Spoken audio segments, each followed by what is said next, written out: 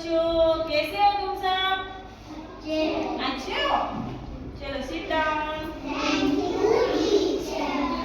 आज जब तुम सुबह से पढ़ाई कर रहे हो, मैं एक कहानी सुना देती हूँ, ठीक है?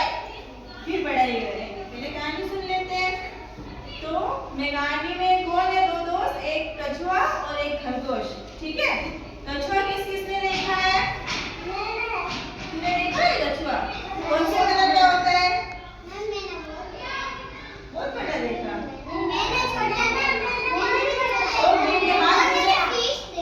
हाथ नीचे करो। खरगोश किसने देखा है?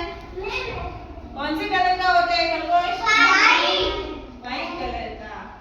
तो खरगोश और कछुआ दोनों दोस्त हैं। अब हाथ नीचे कर दो, ध्यान से कहानी सुनो, फिर प्रश्न उत्तर पूछूंगी मैं इसके बीच से। तो कछुआ और खरगोश दोनों दोस्त थे। कछुआ बहुत धीरे धीरे चलता है, स्लो एकदम, और खरगोश बहुत तेज भागता है, ठीक है? तो उस खरगोश को इस बात का घमंड था कि मैं तो बहुत तेज दौड़ता हूँ, ये कछुआ क्या है धीरे धीरे चलता है, उस पर हंस रहा था, ठीक है? तो फिर उन दोनों दोस्त ने सोचा कि हम दोनों रेस करते हैं। तो मतलब खरगोश ने बोला कि हमारी रेस हो जाए।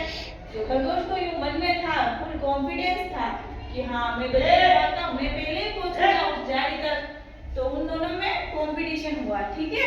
मतलब रेस हुई उन दोनों में। कभी कभी रेस करते हैं ना कि वहां तक कौन, उस दीवार तक कौन पहले पहुंचेगा।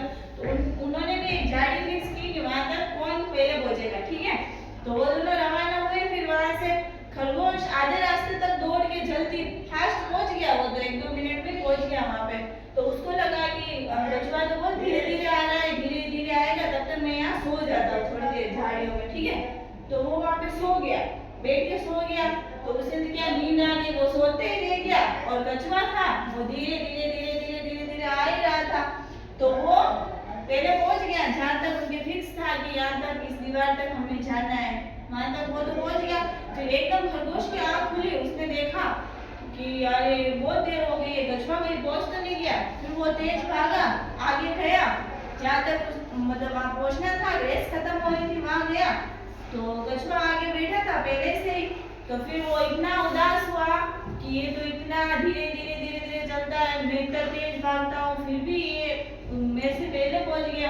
तो इस कहानी से हमें क्या शिक्षा मिलती है कि हमें कोई भी काम निरंतर करते रहना चाहिए, तो हमें कामयाबी मिल जाती है। जैसे कि भावेश को कम आता है थोड़ा, लेकिन ये रोज कोशिश करेगा तो ये क्लास टॉप कर सकता है। और जिसको बहुत ज्यादा आता है उसे इस बात का घमंड नहीं करना चाहिए कि मुझे तो सारे मीनिंग भी आते हैं, फूड नेम भी आते हैं, सब कुछ आता है, तो पढ़ने की जरूरत नहीं। अगर वो पढ़ना बंद कर देगा तो वो क्लास में सबसे पीछे भी रह सकता है। तो कहने का मतलब ये है, कोई भी कार्य करो उसे निरंतर करते रहना चाहिए, तो उसमें हमें कामयाबी मिल जाती है, ठीक है?